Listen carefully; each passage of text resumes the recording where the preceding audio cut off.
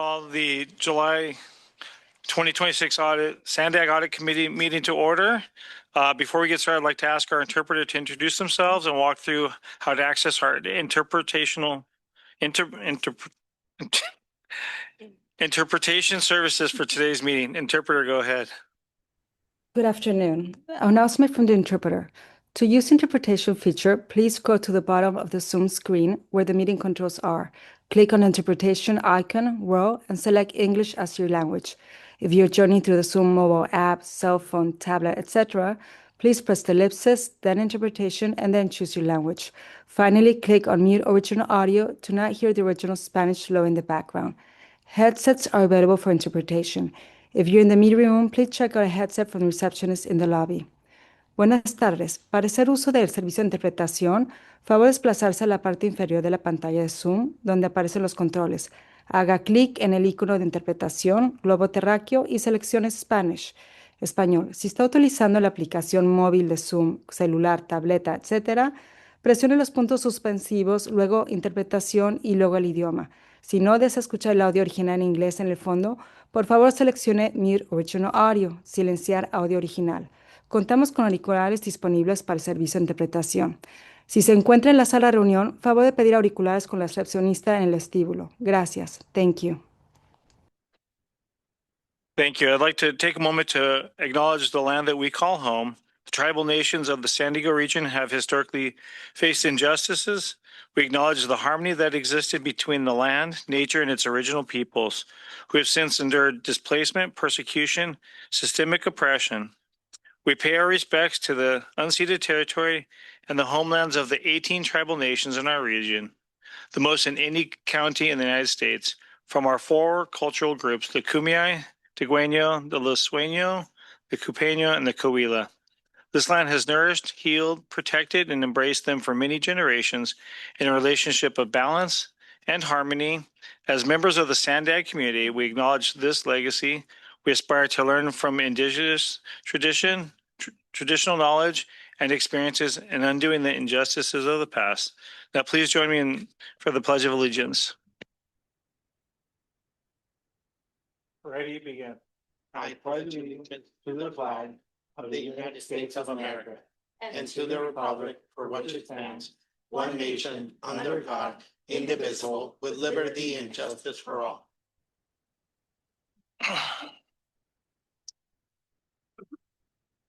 Just want to confirm with Francesca that we do have a quorum. Thank you, Chair. We do have a quorum. Fantastic. Thank you. Well, I'm pleased to announce that the search for our new public members has been completed. I want to thank the screening committee, Vice Chair Molina and Agnes Nickerson-Wong for their efforts. And Vice Chair, would you remind me who else was on that? Yes, I will. Thank you, Chair Fisher. We had the pleasure of having Mr. Scott Brickner from the Airport Authority also join the screening committee, and it was very helpful to have his expertise as well, helping us with the selection of the three candidates. They'll be joining us for the first meeting in September. We are dark in August, but we also want to have a thanks and gratitude to Agnes and Rowena for the many, many years that you've served on the audit committee and for the contributions that you've made, and also for your willingness to stay on much past your term. So thank you so much. It's been a pleasure. And just for informational purposes, the new members of the audit committee, and each one of these members has a different term range. The screening committee decided that we'd have them staggered so that we'd not have so many gaps when they all came up. So Austin Foyer, Nicholas Giordano, and Rich Stevenson. So we look forward to having them join us in September. And again, thanks to our public members who serve so faithfully. All right, we're going to go on to item 2.1, non-agenda public comments. Francesca, do we have any public comments? Thank you, Chair. We do. We have one in the room and one online. We'll start with allegedly Audra and then go to Blair Beek. It's very concerning, the continual illegal behavior that SANDAG is engaging in by not properly noticing meetings, whether it's just in general or just like what happened at the Board of Directors meeting just now with the Otay Mesa East Port of Entry item, where Tijuana River Valley was added to that without it having been noticed. And it was a conversation that should not have been had, yet. And it was called out.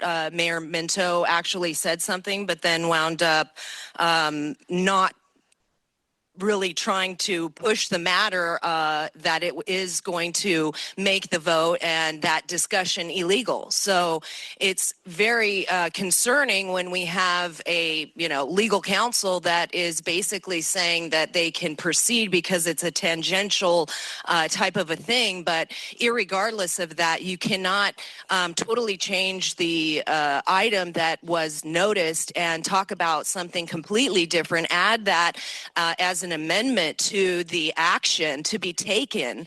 And so it's very concerning that even this audit committee has engaged in not noticing meetings and has continued. I'm just wondering, how is there ever going to be accountability if you guys can't even be trusted to run a meeting properly, which is the bare basics of doing business? And now it's going to cost the people and SANDAG quite a lot of money to hold you guys accountable for breaking the law. It's rather negligent to dig your feet in and act like, you don't really care that you're doing business illegally. That doesn't make sense to me why you wouldn't course correct immediately instead of listening to attorneys that lie to you, because you're setting yourself up for significant litigation. Thank you. Your time has expired. Our next speaker will be Blair Beekman. You can go ahead. Hi, Blair Beekman. I hope my Zoom is working. Sorry if it'll be cutting out. Yes, I also wanted to comment on the previous meeting and this agenda item where you initially were talking about Oche Mesa transportation issues and the border with Mexico in the future. It developed into talking about the Tijuana River Valley issues. I think that because of the recent appearance of a council person in Oceanside, looking into pure water ideas, are we getting excited here of what's possible now? The council person from Oceanside very nicely explained there's a group developing within Tijuana that wants to better study these sort of environmental issues and not kind of push everything under the rug like they normally seem to be doing. So I think there's something hopeful and interesting, and I think we should be working on the concepts of how to really develop dialogue and negotiation with Tijuana. Mario, I think, singularly does a really great job that I think we're all really proud of in how he develops conversation and dialogue with Tijuana, Mexico issues. And there is an environmental working group with Tijuana that SANDAG is a part of. Can we do those things more?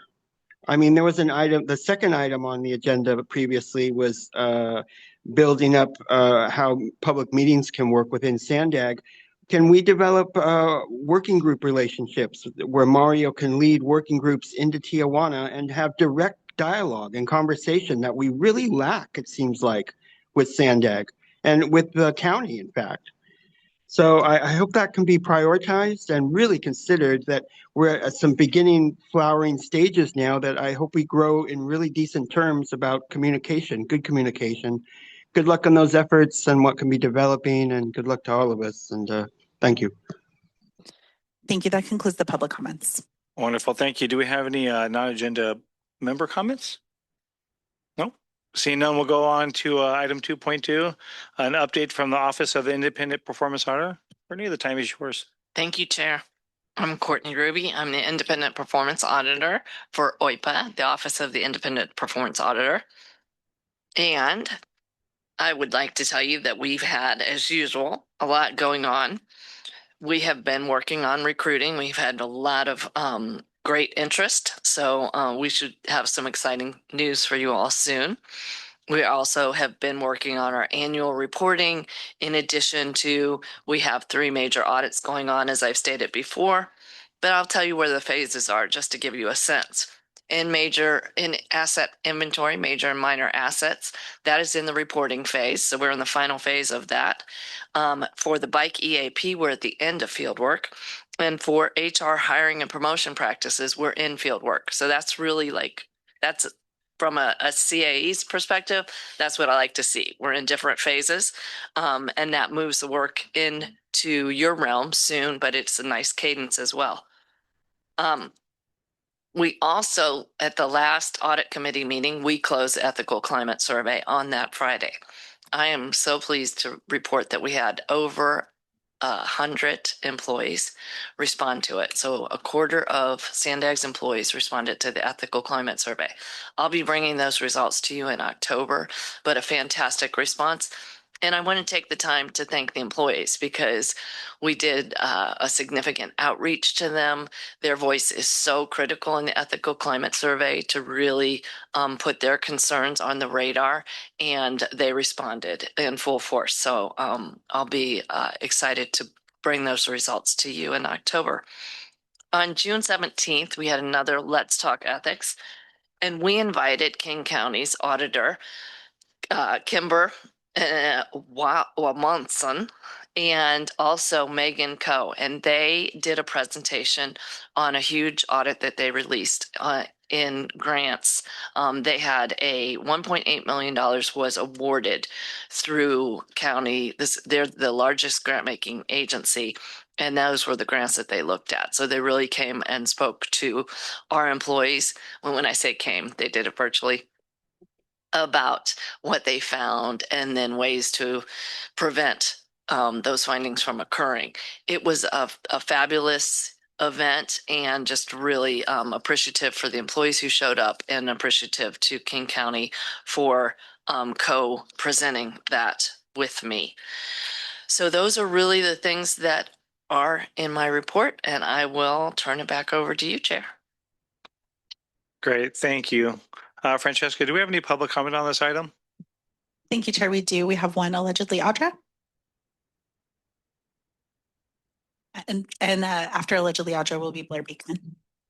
Let's talk ethics. It's so funny, the gaslighting words that get used when I don't understand how people can talk about ethics when they are ethically inept of being able to make sure they follow the law and abide by that. And, you know, it's interesting because you guys are contracting with individual entities that have significant litigation federally, that have engaged in a lot of fraud, waste, and abuse. And it's like, how can an audit entity be trusted when you're contracting with people that you should have been able to do your due diligence and make sure that these companies aren't engaged in such egregious behaviors?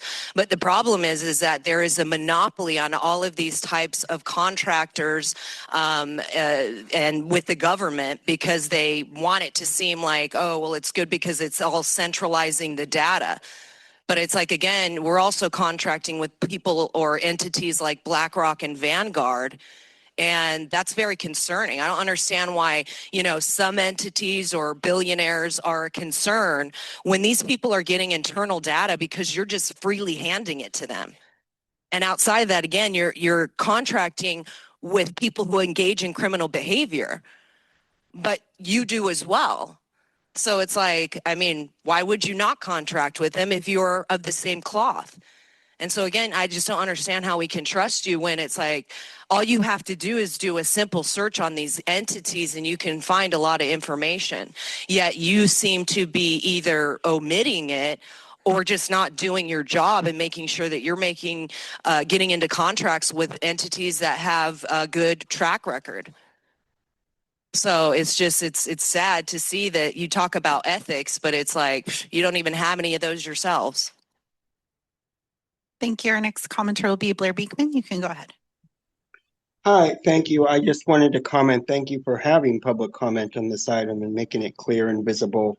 Sometimes these sort of auditor reports and report outs during board meetings, it's not agendized. And so thank you that this is, and it makes it easier when these sort of items are agendized to allow for public comment, and it can be clear, and thank you that you've done that here. Thank you. That concludes the public comments. Thank you. Do we have any member comments? No. IPA's update? I just want to say thanks for the report and talking about the 100 staff members that replied onto the ethical climate survey. I know that from the board perspective, the last time they came out had some very surprising results, and I'm looking forward to this time around to finding out what the employees are not just saying, but what they're feeling. So looking forward to that. So thank you. We'll go ahead and move on to item 3.1, which is the approval of the meeting minutes. Do we have any public comments on this, Francesca? Thank you, Chair. We do. Allegedly Audra, and allegedly Audra will be followed by Blair B. Yes, so in the minutes last time, I was talking to you guys about how you didn't notice the meeting and that you should cure and correct it so that I don't have to go back 6 months within the just SANDAG in general, because none of these meetings were noticed until this little machine was courteously put up. And so I just, would encourage you guys to make sure that you're asking your legal counsel to not put us into a position where millions of dollars are going to have to go to attorney's fees for taking and voiding 6 months of work that SANDAG has done in every committee and board meeting. You guys want to be trusted, but it's like, it's quite ridiculous that that basic law cannot be followed by noticing a meeting properly, which is very simple. It's a juvenile and elementary, yet you guys want to continue and go, well, screw it. And that's what I find so ridiculous is you talk about ethics, but it's like, why can't you guys just cure and correct that one meeting so I don't have to go back 6 months? It's very simple.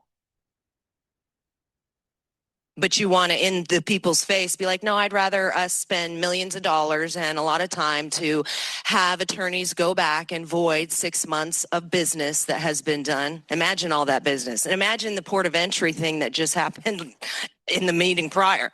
That is a huge thing to be voided out. Imagine how long that is going to stall the project. And Mario, you were like trying to force capitulate a vote. You should have said, none of this can be added. But yet you guys continued, even though it was already known that it was illegal. And it's sad because it's like, it's so simple to fix, yet you guys refuse. That is why. Thank you. Our next speaker will be Blair Beekman. You can go ahead. Thank you. Hi, Blair Beekman. About the meeting minutes and the 2026 risk assessment and 2027 annual work plan, I wanted to quickly offer and prepare yourselves that in 2027, it's my feeling that something's coming through to the city of San Diego where they currently have a surveillance contract with a group called Flock that I don't know if SANDAG has any sort of contracts with, but San Diego may be learning how to not to end their contract with. Flock is kind of the major league. It's the #1 surveillance tech purveyor at this time, and they do a lot with the data involved, create a lot of different ideas around the data they collect, and it's been really questioned as if they're working in good terms because of their work with Israel in a lot of ways, and just their overall business practices and models. And we're learning to ask the question that even as we're allies with Israel, if it can be okay to question that and then question the concepts that do we really want to be working towards a future of peace instead of a future of companies working towards continual war. And I think that's an exciting subject matter, and that's what we're going to be addressing in 2027. So I wanted to give yourselves a heads up that that's the direction we're thinking. And I think that's a really interesting direction we're doing. How to balance and address Israel, how to address and balance what San Diego's been going through as a city with its public safety concerns. All that has to be taken into account. Good luck, just so you can be clear what to be expecting in the coming year on such subjects. Thanks a lot. That concludes the public comments. Thank you. Are there any member comments? Vice Chair? No comment, Chair. I would make a motion to approve the consent calendar item. I would second. Motion by Molina and a second by Dorsey. Go ahead and vote. Go ahead and vote, please.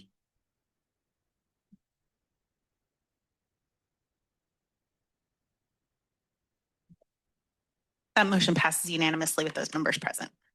Fantastic. We're going to move on to item agenda number 4, which is our discussion on selection of the audit firm for the annual financial statement audit beginning in fiscal year 2027. And Kimberly Trammell will go ahead and offer that. Thank you. I'd like to just give you a little bit of background for use in the discussion.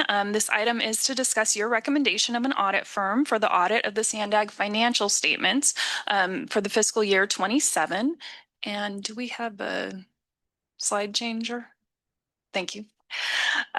So we are bringing this to the audit committee because board policy 39 says that the audit committee may hear items within the subject areas of audits, internal controls, and investigations into fraud, waste, and impropriety, and may be asked to provide actions or recommendations on other matters, which includes recommending to the board which firm to contract with to conduct the annual financial statement audits and oversee the conduct of such audits.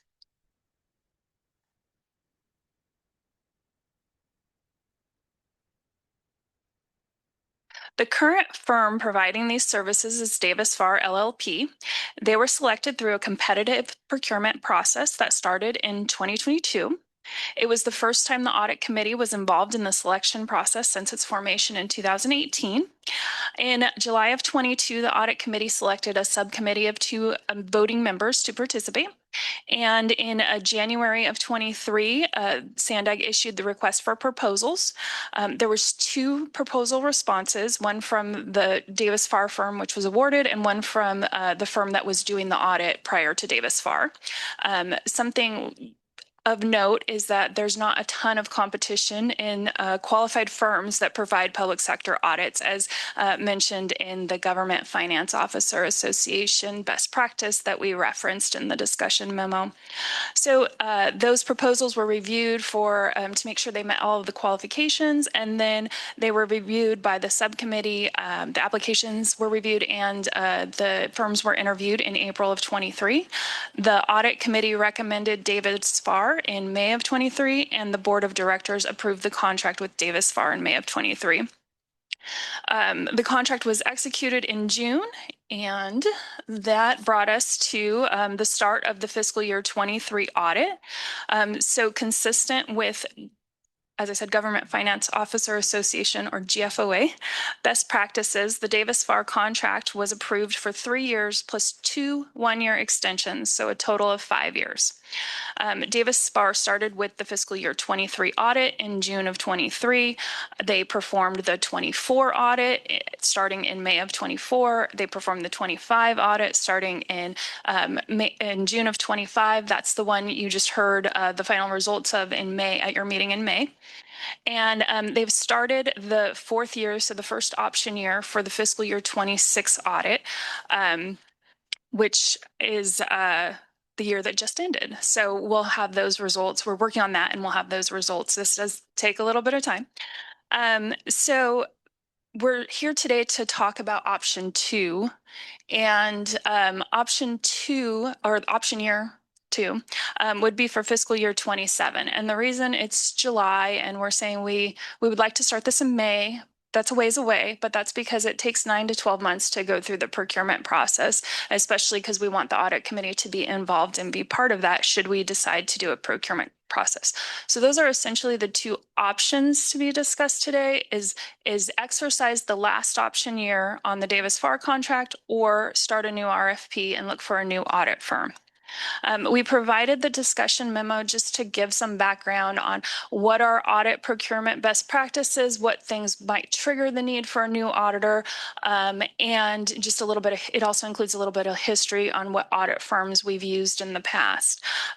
So it's not an easy thing to do in audit procurement, and it's also a big change going from one auditor to a new auditor. It's not it's not like, going to a different tire shop the next day. So there is a lot in the first year of the audit that happens when you bring on a new audit firm. They have to build all of their work files. They have to learn the agency. They have to learn the chart of accounts. They have to look at all of our processes and evaluate them for internal controls. So there's a lot of work that goes into changing audit firms in their first year. And then all of that in subsequent years is just kind of updated. So it makes things go a little bit smoother and faster in future years. It's still looked at, but it's more of a refresh. And so part of the considerations and what to do and when to do it with our audit firm is the time and the resources that'll both be part of the procurement and the staff time and resources to get them up to speed to provide them with the information that they need to do a good job on the audit. So we wanted to bring all of those key points up and really, mention that we've been working on stabilizing the accounting and finance function. We've been working on building the foundations and improving upon them so that we can get to a more timely financial statements and more timely audits. And so this is something to consider when we're looking at, do we want to go with a new firm in 27, or do we want to go or continue for the last option that's on the Davis Farr contract? And I would be happy to answer any questions you might have. Yeah.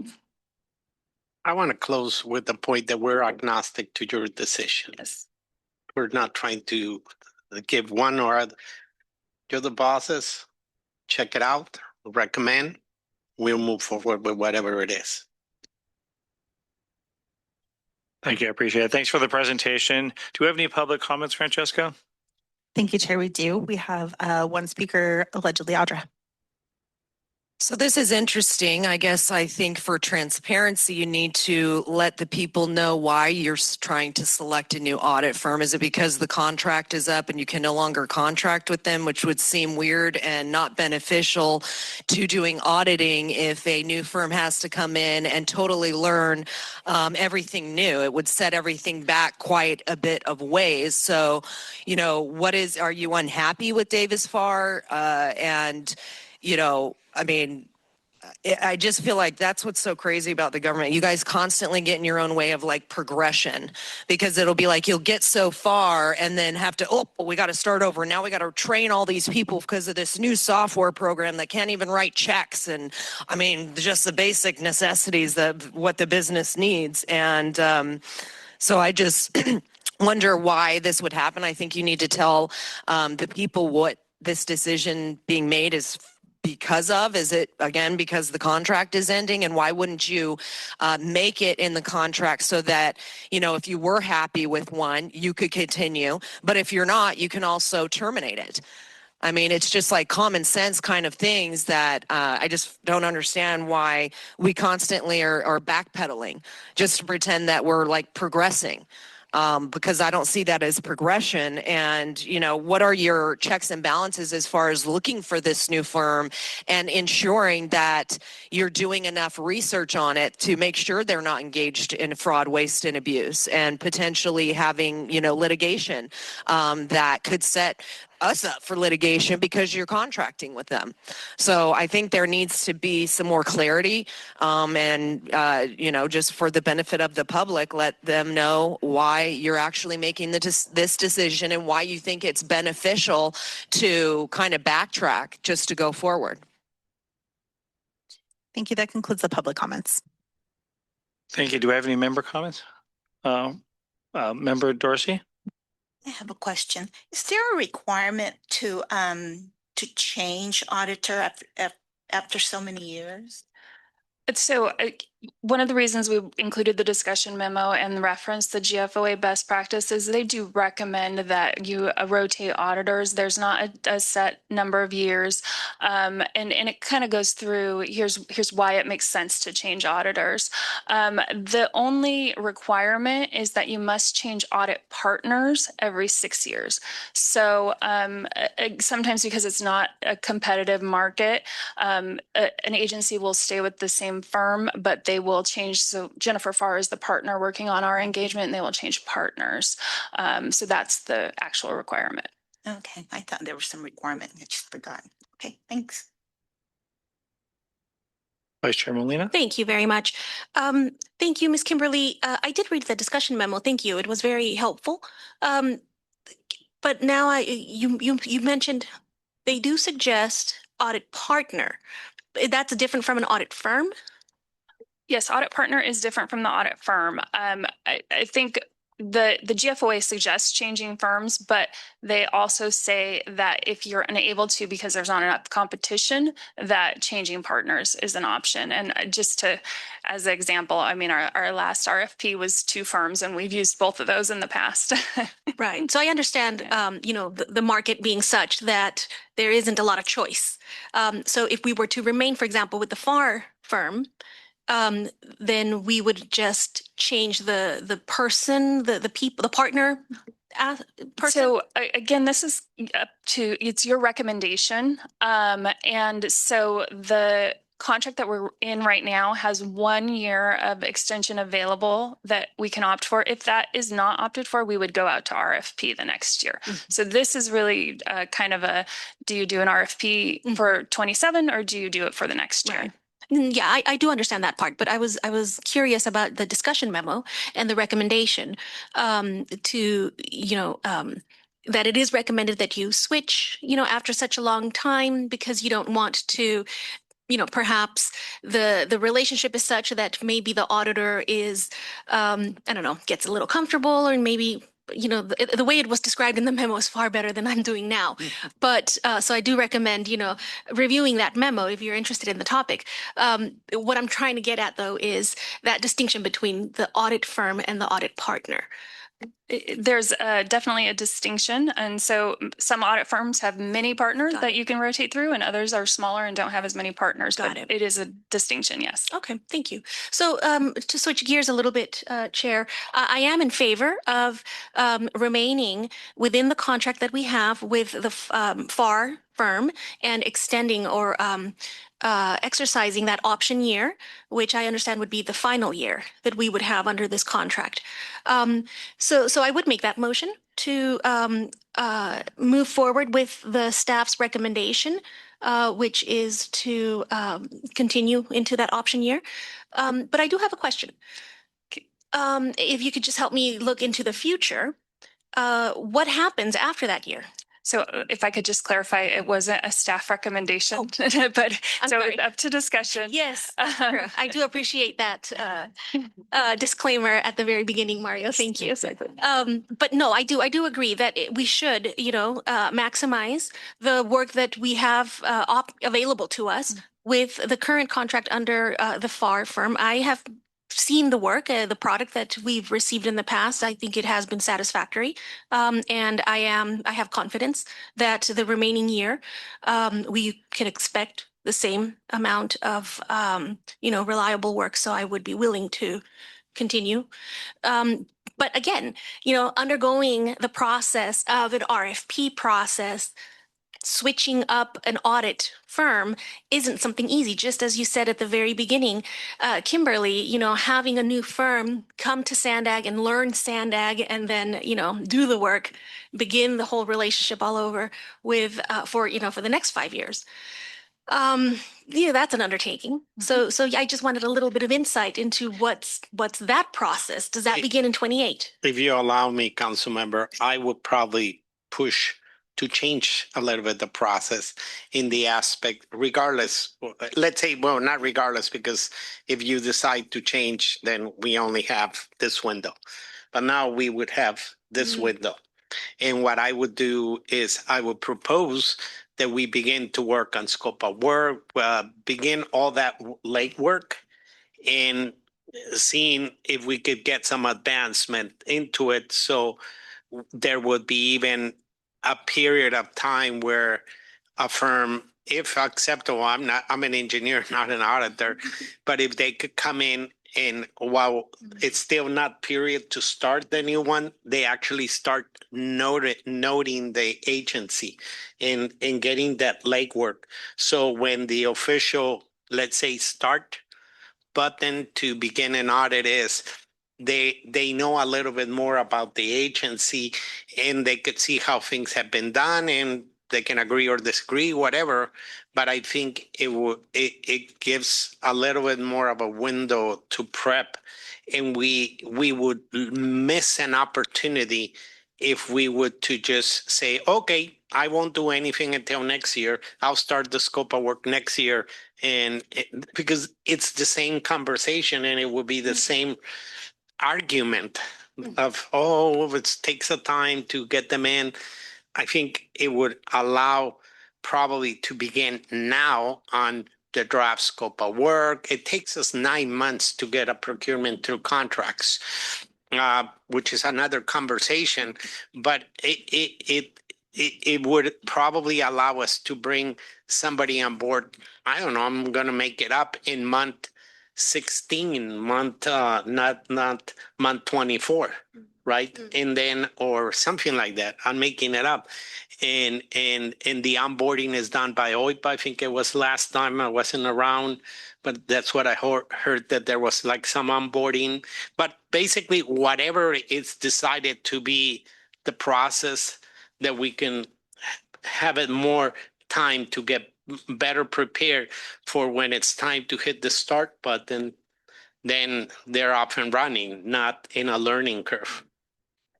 Thank you, Mario. That's helpful.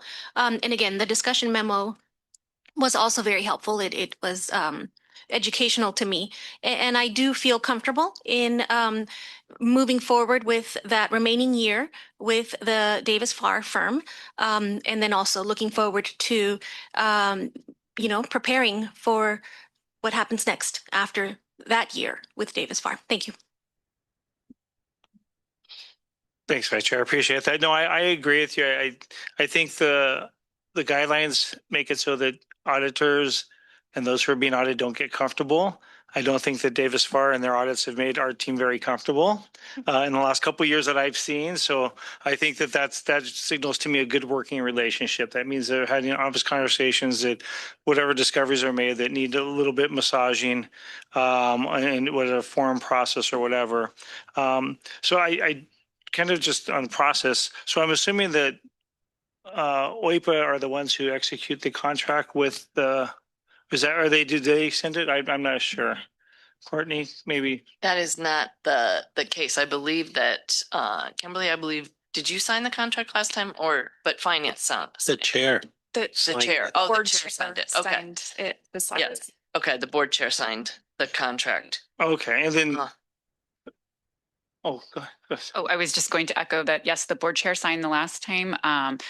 But part of the action that we could wrap into your recommendation that goes to the board is, if you're comfortable with it, allowing the CEO to be able to exercise upon board approval, allowing the CEO to exercise the option year.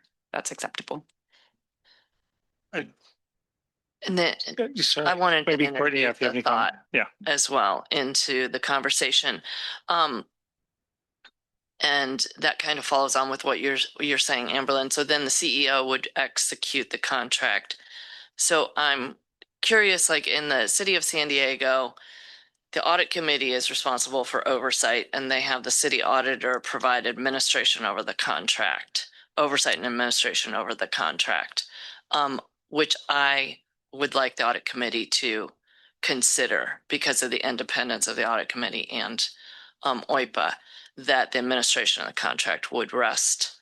Oversight would be the audit committee, but administration of the contract would be with OIPA.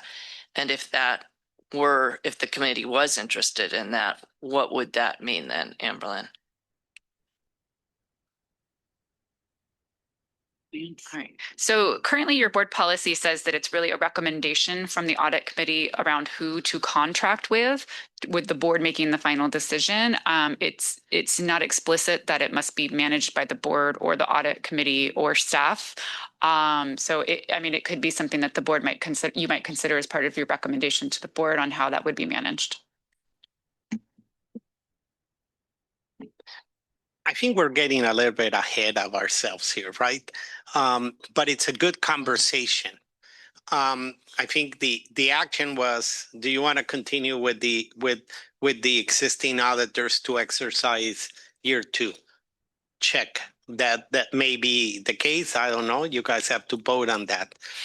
I think the conversation of who's the contract manager, all that, is a great conversation to have, which I think we can as the scope of work and the details are being developed in a future scope of work. Sorry for the redundancy. As we are working on the future scope of work in contract package to advertise. Well, we have more than a year to figure that out and to have a robust conversation and clearly we're going to be coming out, I don't know when in the near future, clearly defining what the responsibilities of a project manager are, what the responsibilities of a contract manager are, what the responsibilities of a task order manager are, because the agency lacks that clarity. So I think as we're moving with that, I think there will be a lot of good time to define the spirit of what you guys want here or decide and the requests by OIPA. I think there's going to be time to have that discussion personally. Right now, I hear it, but it doesn't really go diving into, okay, who approves bills, who does this, who does that, the mechanics of it, right? I think it's the spirit is, checking on how to manage it, all that. I think there's going to be opportunity as we're developing, and I say we all, collective, developing the scope of work and whatever will be put in an RFP. But before hitting the RFP send, those items should be defined, right? And you should have a robust conversation about that. Again, I am very agnostic of where we land, but I also am concerned of having rushed decisions that sometimes to say, okay, it's going to be managed by this, and then we're scrambling to figure out the details, the administrative details. So I think that's time. There's an appropriate time window, and maybe you could set in an agenda item a discussion about this in more detail as the details are as the team starts working on what could be the scope of work. It could also discuss how it's going to be administered and oversight. That's my recommendation. Through the chair, I'd like to comment. So why I feel it is relevant today is because I do feel it's important who manages the contract from an independent standpoint. So an independent firm is hired to come in and provide an independent financial statement auditor. So the contracting relationship then being to management, who they're auditing, is not the best.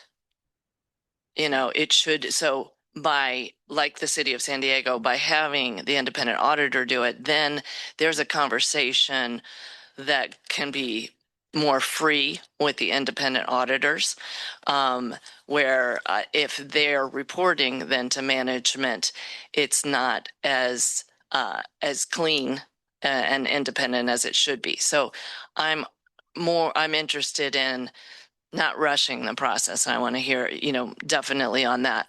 I am interested in figuring out how to look at the administrative function and get the administrative function. I would recommend that the administrative function be transferred to OIPA sooner than later. And I think that even in this last audit, in the conversations that I'm able to have versus with the partner and the firm versus management, it's always more, it creates a different relationship, a different conversation. And I would feel that the oversight would be more stringent if it was related directly to the independent oversight function. Thanks. Maybe, maybe I should ask the basic question. So again, I don't deal with contracts a whole lot in my business. So what's the difference between somebody who's executing the contract and the one who's administered? Is it usually separate people, the same? Maybe Amberlynn, I don't know who to look for on this one. So there is quite a bit of variation there. Okay. So typically, SANDAG's typical contracts are executed by directors or the CEO, but they are not the ones necessarily managing the day-to-day of a contract. Most of our contracts will say that the person that you will be interacting with is so-and-so. And that is the contract manager. So those roles are a little bit different. One is based on the authorities that the board has delegated to execute contracts, and the other one is based on the actual management of it. Okay, thank you for that clarification. Sorry for the basic question. Chair, can I just take, Yes. but audit contracts have, like in the situation with independent, the Weaver assessment, remind me how we did that. Is that, You were the contract manager. I was contract manager and you Yeah. signed it? I don't remember. I signed so many, but basically that's how it works, right? I thought we both signed it. Possible Okay. to manage every single contract. No. Yeah. And Yeah. I'm not, Amberlyn made the comment. I don't think we're even in that ecosystem. If the board wants to continue with the chair or the audit chair or whoever, Yeah. it's okay. My point is, from a discipline perspective, we are having a conversation on that was notified via Brown Act, everything, that do we want to renew or not renew this contract? And that's cool. We're having that conversation. And what I'm saying is we should have a conversation that's clearly delineated and the public knows that we're talking about all that, of how we would like to manage future endeavors. That's my whole point. I'm saying there's a whole window of opportunity to have that discussion. Like I said, I'm an agnostic to whatever, but we have to table the conversations wherever they are in the agenda, and they were publicly noticed. No, I agree with you. My questions came because you talked about looking towards the future and kind of setting some ground rules and looking at the scope of work. So I agree that we probably go back to the agenda item as it's written. So any other member comments? No? I know we have a motion by Vice Chair Molina. I'll go ahead and second that. And I guess we can go ahead and vote for the recommendation to move forward with executing the optional contract for the fiscal year 2027 with Davis Farr. I think does that cover everything? Anything else? Does that cover everything? I guess we can go ahead and vote.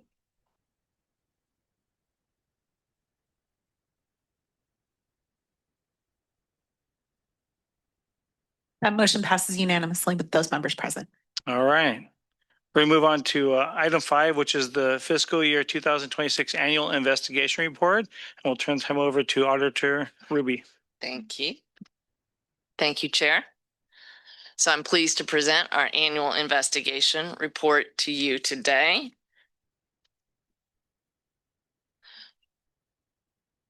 And the report was prepared by Doug DePete, Principal Independent Auditor, Whistleblower Program Manager, and myself for the activity that we received over the last year. The report itself includes an introduction. Then it talks about the whistleblower hotline, the purpose of the hotline program, investigation process, preliminary analysis. In addition to, then we talk about the reporting activity of this year and we get into the details, which I'm going to do now. So just a reminder, this is a mandated function of OIPA from AB 805, which is the Assembly Bill 805 that legislated OIPA's existence, and then gave fraud, waste, and abuse over to investigations to OIPA. We receive reports through the hotline program.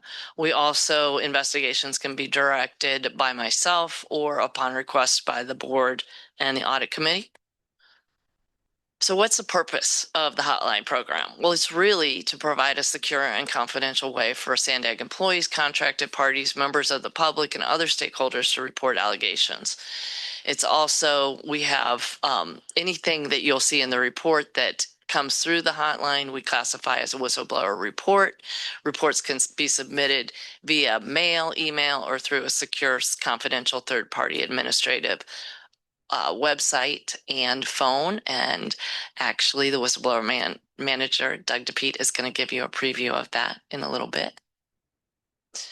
So we conduct our investigations. We do a preliminary analysis of every report that comes in, and we look to see, does it involve SANDAG property, infrastructure, employees, officials?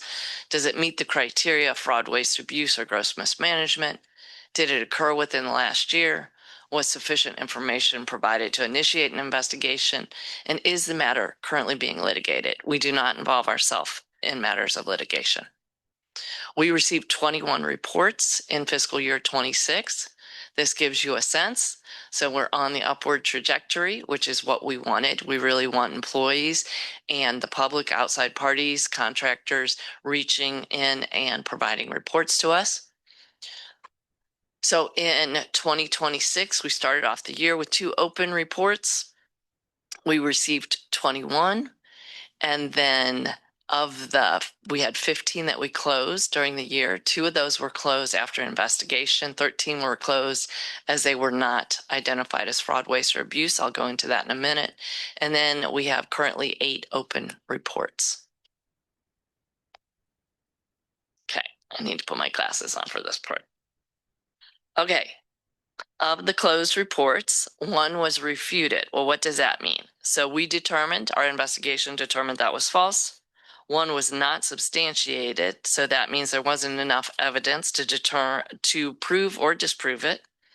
2 were forwarded to relevant departments, and we found that they addressed the concerns when we forwarded it on to them. 2 were closed after preliminary review determined that they didn't qualify as fraud, waste, or abuse, or there was insufficient information for us to even come to that conclusion. And then we had 9 reports that we referred to audit. So for the practices audit of HR hiring and promotion practices, we went out to the employees and we said, send us your tips. If you think there's something inappropriate going on with hiring and promotions, we want to hear about it.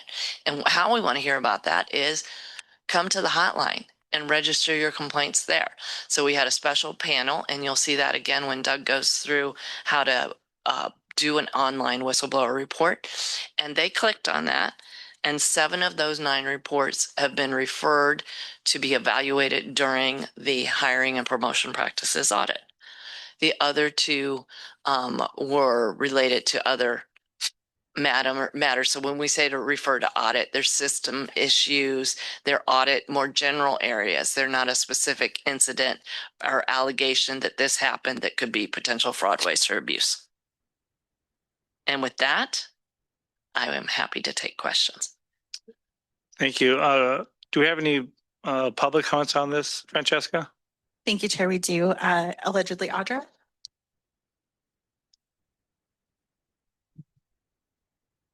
I'm going to call a point of order because, Mario, you just said that you couldn't talk about that item because it wasn't properly noticed or adding that information. Yet you were having the discussion, which you can't do. You should have immediately put it off to another item. But it's weird that with the Tijuana River Valley and the Otay Port of Entry, it was noticed that like you can't conflate, you can't say it's tangential. So why wouldn't you use that same excuse with this? I just find there's no consistency. I'm telling you, this happened at the last meeting with an extremely significant item. And to think that you are going to try and course correct in this, but hold your ground on that, I just like...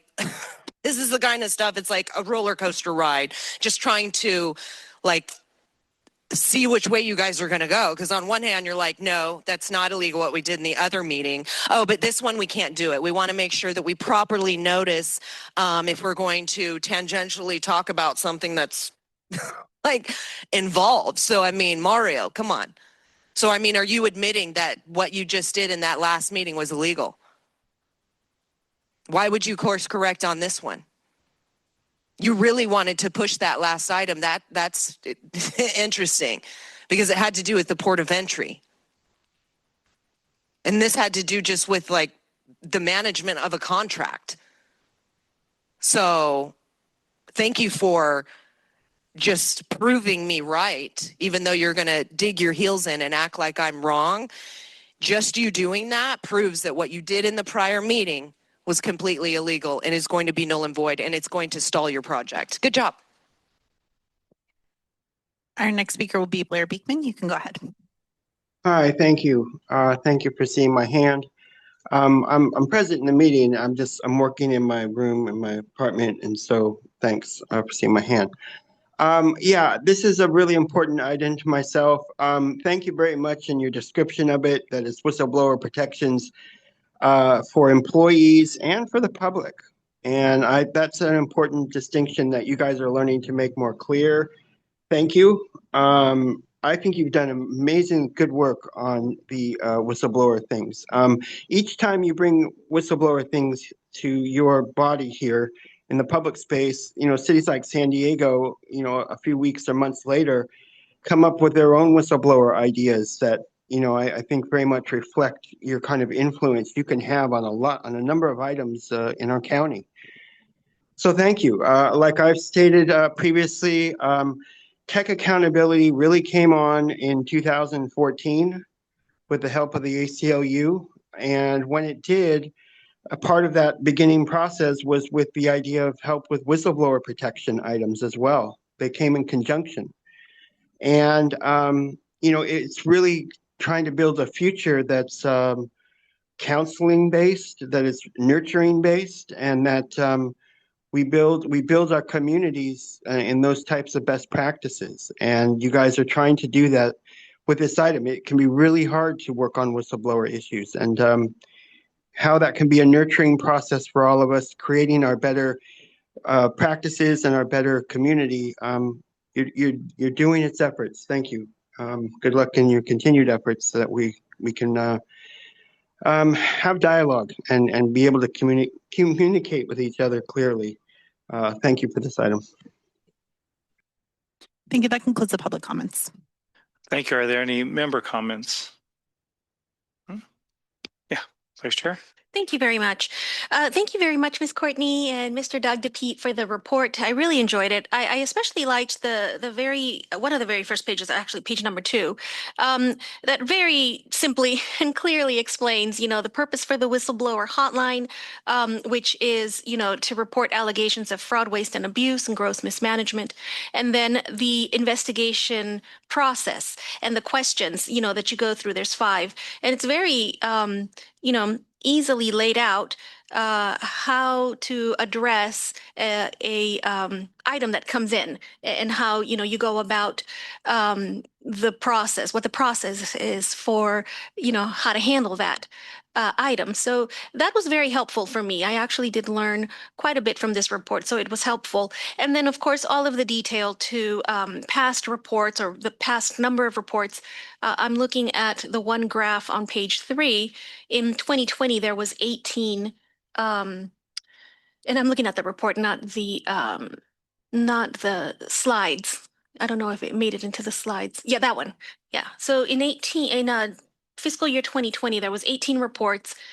In today, fiscal year 26, there was 21. I wondered how many of those, for example, in fiscal year 26, how many of those 21 reports are fresh, or did some of those carry over from past years? We came into this year. Oh, can you put your microphone on, Courtney? Oh, sorry about that. So this year we had 2 open reports. So 21 reports came in this year. So 21 15 were were fresh. closed, and we have 8. Yep, 21 were fresh, meaning this year. So if we go back to those blue bars, fiscal year 2020, there was 18. And I don't expect you to give me the answers right now, but I wondered, how far did those 18 carry over? Are there any that are still open from 2020, for example? There are none that are open from that time period. Okay. Just curious. I wanted to correlate how that information of those bars, how fresh it is compared to today. And actually, you just answered my question as far as fiscal year 26, only except for 2, all of them are fresh. Yes. Okay, thank you. And those 2 were closed that we started out with. So they're part of the closed ones. Okay. And the status, open reports as of July 1. This year is 8. So good progress. I mean, this is a mighty team. Thank you for all of the work that you do.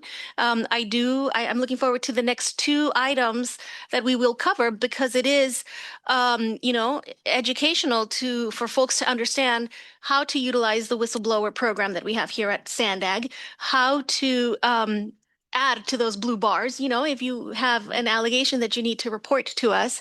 And then here is a clear understanding of what happens to that allegation and how it is processed and how we do take this matter seriously. So thank you. Thank you for this. Thank you, Vice Chair. Yeah, I want to echo the sentiments as Vice Chair mentioned that, the blue bars growing, I think is a good thing. Like anything else, I don't think that the amount of concerns or issues has been significantly low, like it, shows back in 23 and back in 21. But I think the access to be able to report them has increased, and I appreciate the team really making it accessible. Again, people use these types of tools when they are able to see them, use them easily. And, from the internal, they probably feel like they can keep their confidential points and work is getting done. So I appreciate that this is moving forward in the right direction. And again, I agree. I'm looking forward to the next couple of reports to see the whistleblower program in progress. So I think that we're just recommending this to the board of directors. And that's, I think that's the only action, just to recommend it to the this presentation to be taken to the board of directors. So As an informational item. Yeah. Okay, then that takes us down to item 6, which is the presentation of the SANDAG whistleblower hotline. Courtney and Doug, the time is yours. Thank you. So I am very pleased to be able to turn the presentation over to the whistleblower program manager. And now he's going to show you behind the curtain how it works. Good afternoon, Chair Fisher and Vice Chair Molina, and Audit Committee member. I'm Doug DePete. I'm the Principal Independent Auditor and Whistleblower Program Manager for OIPR. The hotline webpage can be accessed through the main SANDAG webpage. It could also be accessed through the OIPA landing page. And you could also directly access it by typing in sandaghotline.org.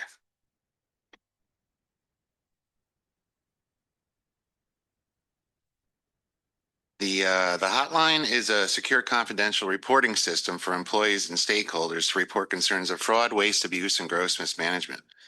The hotline is maintained by a third-party platform and is independent of SANDAG management and SANDAG IT infrastructure. Reporters can be anonymous, and only OIPA's hotline team can access the reports. As well as submitting a report online, there is a toll-free 1-800 number where reporters can contact us 24 hours a day, 7 days a week to file a report. There are FAQs at the top of every page. The FAQs frequently asked questions that explain how to submit a report, how we protect your confidentiality, how to track a report status, and how to provide additional information. The first step in creating a report is going to the webpage and hitting the Begin Report button. And then you would select a category. So these are all the categories that we have. And if you hover over the little eye, a tooltip will come up.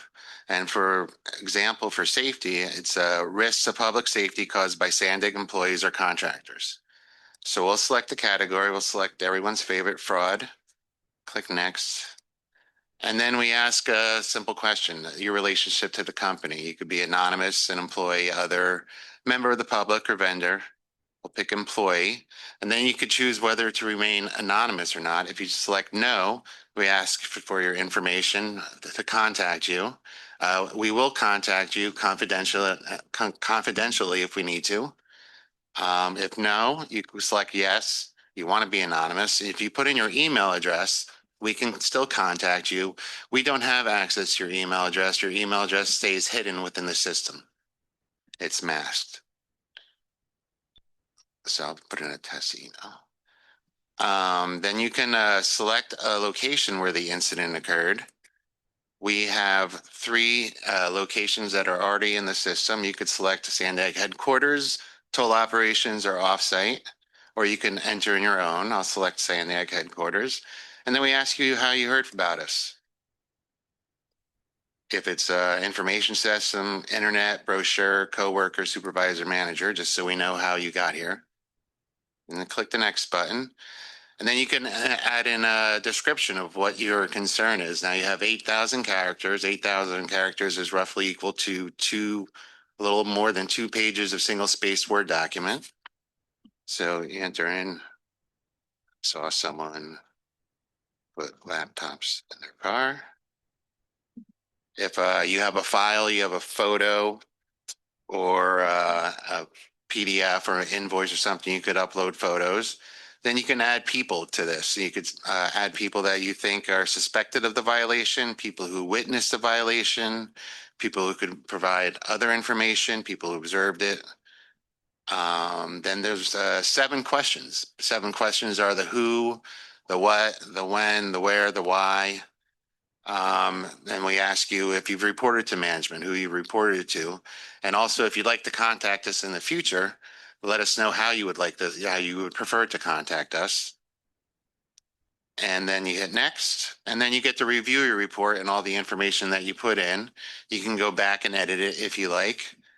And then a very important part is you get to enter a password. You have to remember your password because when you submit the report, you're going to get a report ID. So in order to come back and find out if we have any requests of information or you want to submit any more information to us, you need that report ID and your password. I'm not going to hit submit now because this is a live system and I want to generate a report. But up at the top of the screen is this follow-up button. So if you click on the follow-up, you enter a report ID and your password, and that's where you can supply more information and see from any correspondence from us. That is our hotline. Thank you, Doug. And we'll take any questions. Fantastic. Francesca, do we have any public commenters? Thank you, Chair. We do. We have 2, allegedly Audra and Blair Beekman. Thank you.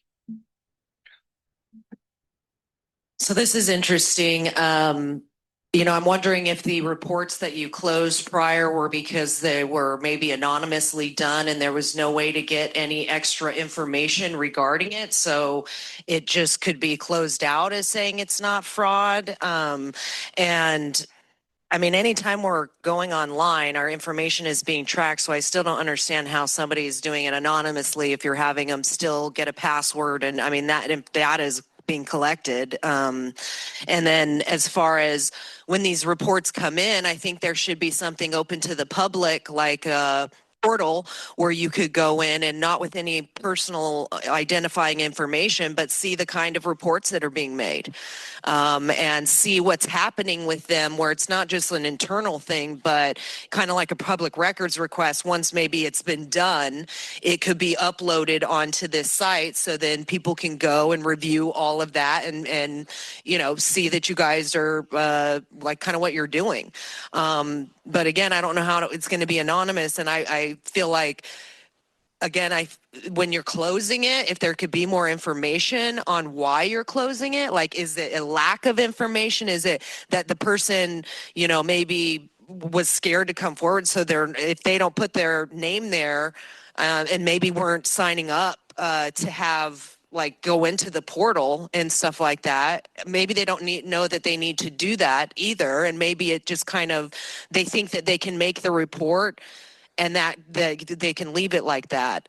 So I feel like making sure that people understand how to follow through with the process and follow the audit as long as it goes, and just to make sure that, you know, potentially if there's a way to maybe add more like data points to gather so that if someone is anonymous and they didn't want to come and stay in contact, you would be able to have more information kind of right off the bat regarding that audit. I think our final speaker on this item will be Blair Beekman. You can go ahead. Hi, thank you, Blair Beekman. I kind of hear what Audra's saying, to offer a degree of anonymity. How to further develop that with the email address thing and things like that. I don't know what that entails exactly, but thanks that it's been mentioned and to how to think about it. Yeah, I guess, this item and the previous item are related. This is going into the specifics of how the program can work, the hotline can work and things. Good luck in the efforts with this item.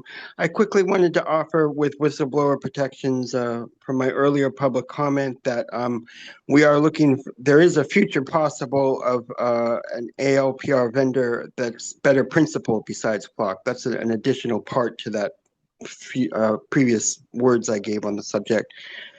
Back to this use of technology in our technology future and our human development overall.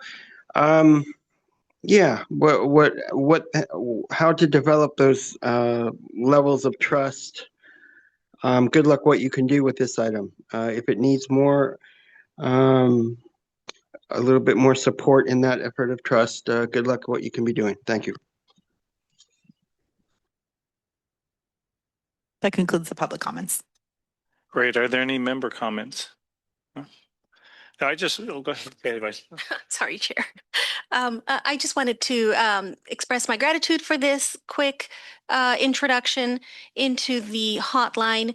I did have a question. What happens if somebody, makes an entry but then changes their mind? Can they remove their request? If it's submitted, it would go through the system, so it'll come up. So there's not a way to pull it back. Okay. They can call. So it is, if they don't want to do it online, they can call. And I do believe we've had somebody talk to somebody and then decide not to report. Okay. So that there is an option if you want to remove your report. Well, you can't remove it. Everything's logged in the system. That's why Doug didn't even put in a test. Yeah. So once it's put in the system, it's there, which is great, right? Again, that accountability. Yeah. So that would be, they'd have to know before they hit that submit button. The same with it when they're talking to an operator's transcribing for them. Okay. And I get it. So once it's in there, it would go through the process. I guess it would then get qualified to one of those categories at the end. Yes. My other question, I know, Doug, you said you got to remember the number or you got to remember your password. What if you don't? Then you would have to submit a new report. Oh. We don't allow anyone to look up any other report if they don't have that report ID or password. Oh, so it is important. Remember your login information. Remember it's in the FAQs. The report ID. The most important thing to remember is actually in the FAQ. Wow. Okay. Maybe that should be like highlighted in red, like on the very beginning, because that's difficult sometimes. Thank you. No, I appreciate the presentation and the mission of the whistleblower hotline. Again, it's being used. So if somebody goes in and they put a report in and it's missing some key pieces, does whoever reviewing the report, do they reach out or you look at only what was submitted in the system and make the determination from that? We reach out. So that's a great thing, right? With the reporting key and everything, you can stay anonymous. But we can still correspond with you. So one of the ones that is in, you have a summary of our reports in the end, right? One of them is listed insufficient information. So there were details were put in. There weren't enough details for us to evaluate whether it was an item we could investigate. We didn't know. There wasn't enough details. We responded back to the reporter via the anonymous channels, and then we leave it open. I believe our policy is to leave it open 30 days. We leave it open 30 days to see, and the system's great because if the whistleblower goes in and sends us a message, we get notified right away that they've sent us a message, and it's all captured in this third-party case management system that it comes in. So, but your question was so in that case, right, we've reported it to you. There was insufficient information. We weren't able to do anything with it. Okay, that makes a lot of sense. And again, I value the third party part of it so well because it ends that independence layer one more step for people who are reporting. Now, again, we still live in an age where there's a little bit of a digital divide. If people have an actual thing, can they actually make like the whistleblower hotline's actual phone call? Yes, and you'll in the whistleblower report on the back page are all the ways that you can contact us. And so for the public as well, if you look at the back page, we have the hotline. You can go on to SANDAG, www.sandaghotline.org. You can also have a phone number, which is 800-644-9665. 800-644-9665. You can email us, oipa@sandag.org. That will go directly to me. Or you can still use snail mail.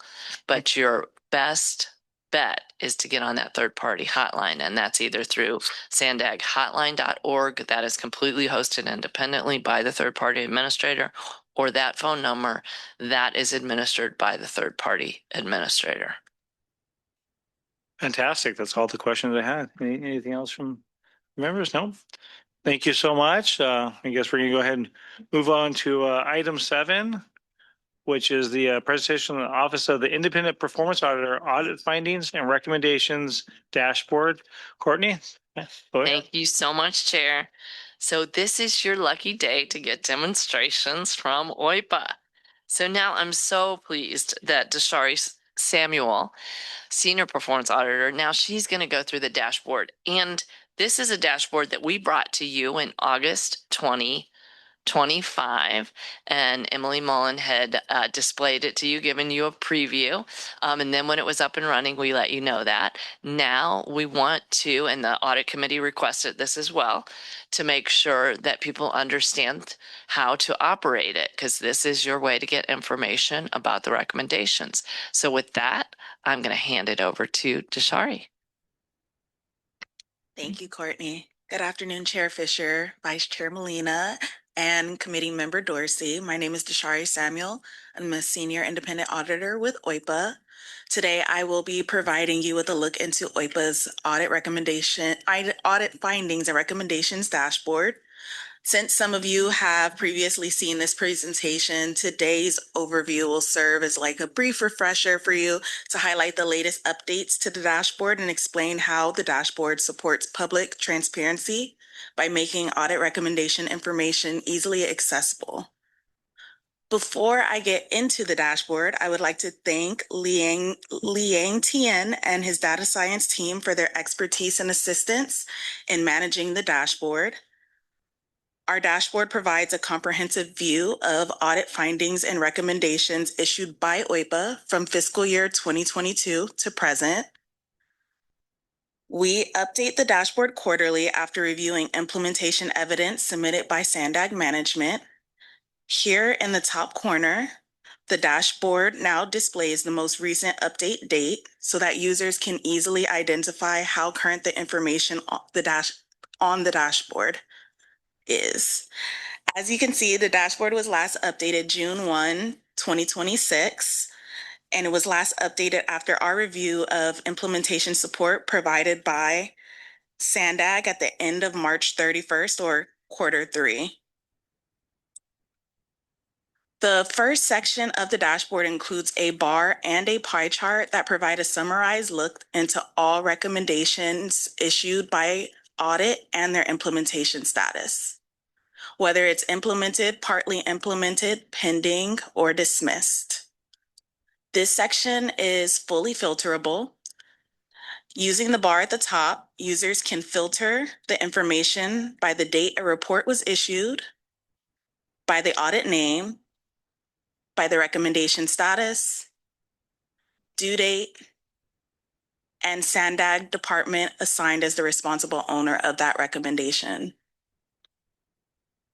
For example, if I wanted to review the status of recommendations for the most recent sole source audit, I would go into that audit name category and type in sole source to filter the dashboard.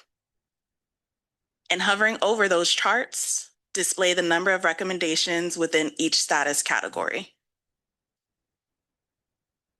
The information can also be viewed as a table, depending on your visual preference.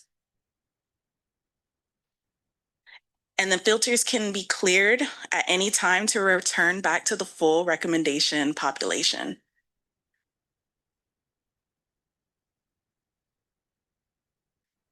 The final section of the dashboard includes a detailed matrix showing the text of each recommendation. The matrix includes the same filterable options as noted above. For example, we can filter the matrix to identify recommendations that are all currently pending.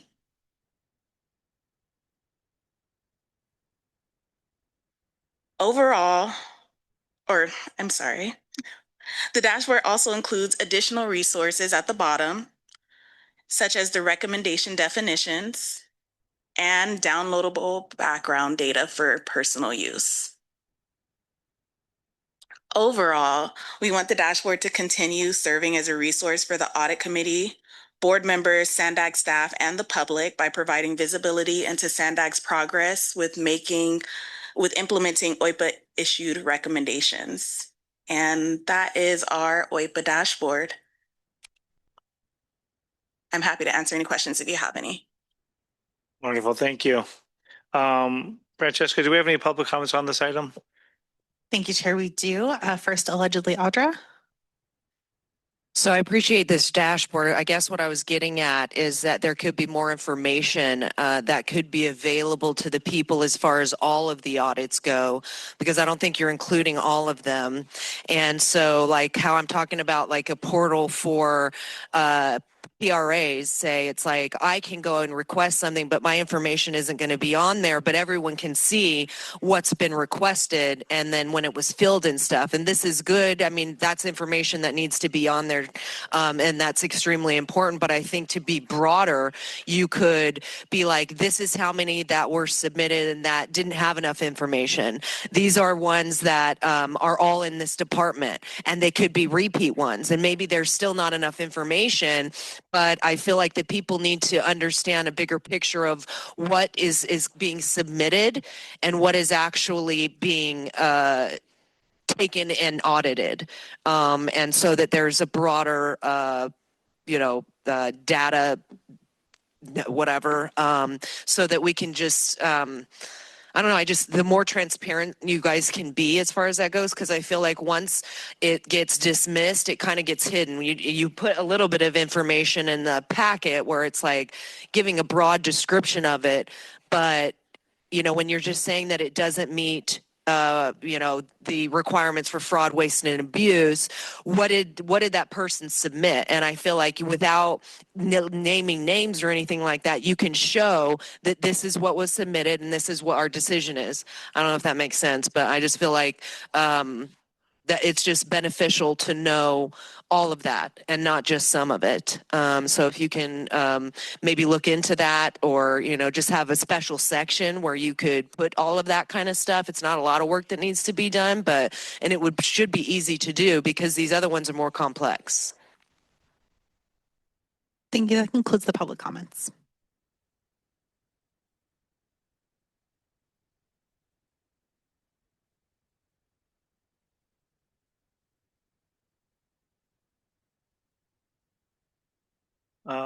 Member Dorsey? I just want to say that was, I really like the dashboard. Good job on that. And so if I was on the website, how can I get to this?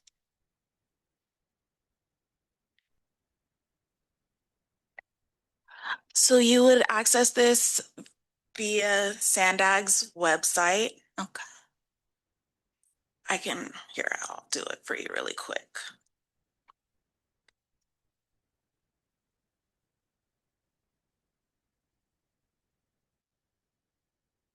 And then when you go to our OIPA landing page, there's a link right here for the audit recommendation dashboard, and it'll take you right to the data portal and it'll open up. Okay. Oh, can you click on it?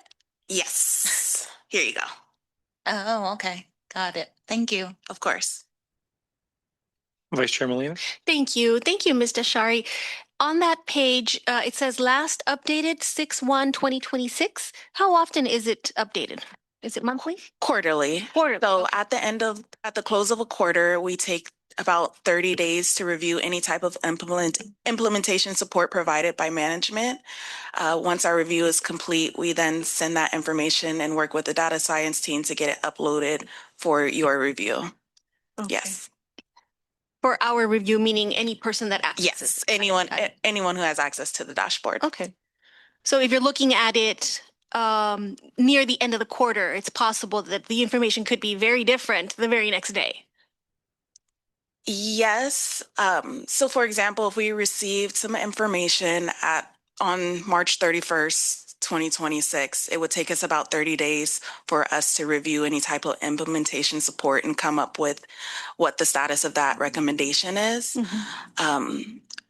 If there was any additional information or support provided, for example, April 2nd, 2 days later, it wouldn't be included in the dashboard until the following quarter close.